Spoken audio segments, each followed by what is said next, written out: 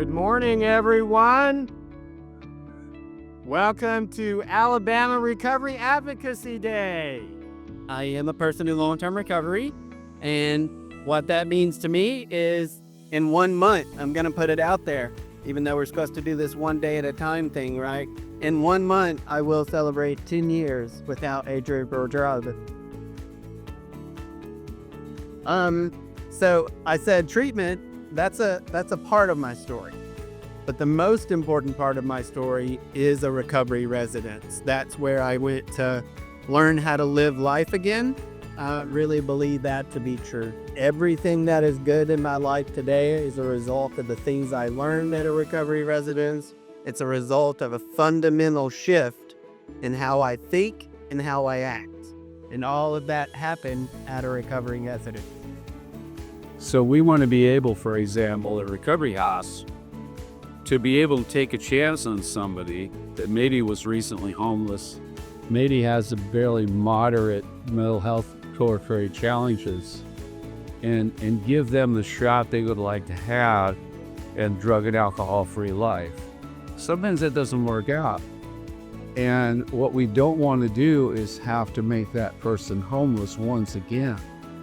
So we need to be able to coordinate with people that are more appropriate for them in the stage of their journey where they are. So many recovery organizations together in one room for one purpose, and that's to bring hope to our people. Amen. 12-month residential recovery program, that's what we are. We're a 12-month intensive discipleship program, cross-centered for women that are 18 or over who are struggling with life-controlling issues.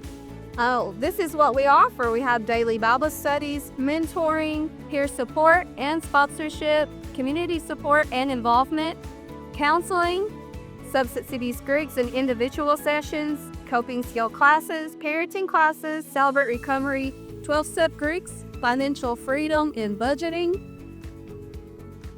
The third goal we have for our women is for them to be financially independent.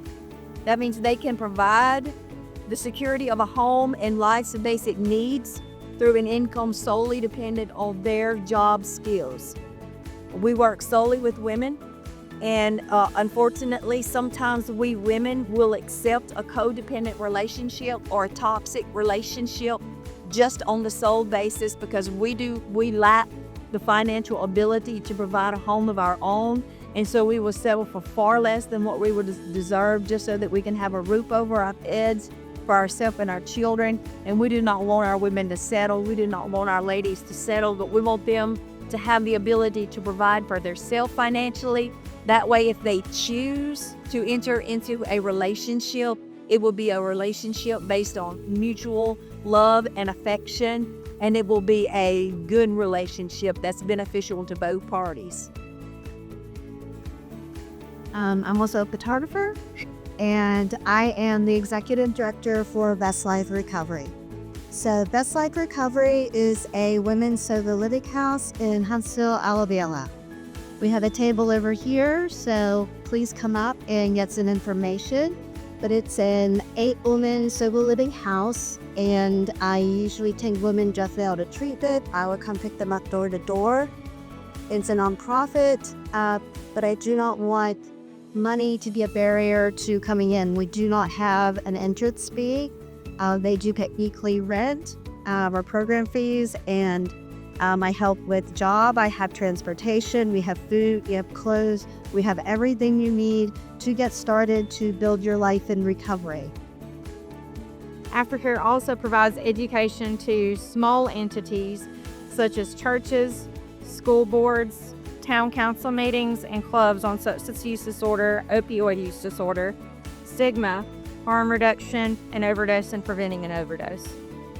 Our OD2A program provides education like the education provided by Aftercare. Despite all of the positive things in my life, I still found myself struggling to feel better, to be happy. I continued suffering in silence. Still seeking some sort of relief, I began self-medicating by smoking marijuana and drinking alcohol. The moment I walked into sober recovery, I felt an overwhelming sense of acceptance. For the first time in years, I was surrounded by people who didn't judge me, people who knew what it was like to be broken, people who understood the pain and struggle of addiction. I realized that I wasn't alone. The group shared their stories of vulnerability, honesty, and compassion. Holy and acceptable to God, which is your spiritual worship. Do not be conformed to this world, but be transformed by the renewal of your mind, that by testing you may discern what is the will of God, what is good and acceptable and perfect.